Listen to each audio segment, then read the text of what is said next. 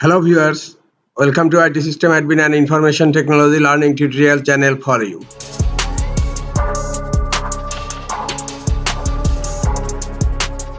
In this tutorial, I am going to show you how to unhide a folder on Windows 11 computer.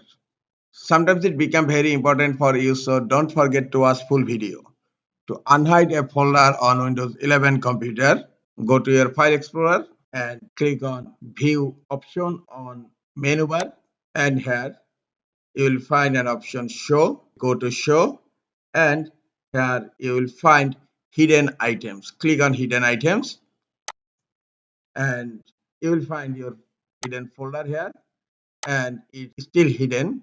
Right click on the folder and click on Properties, uncheck Hidden option here, and then click on Apply, and then click on OK, and then click on OK. And the folder is unhidden now in my Windows 11 computer.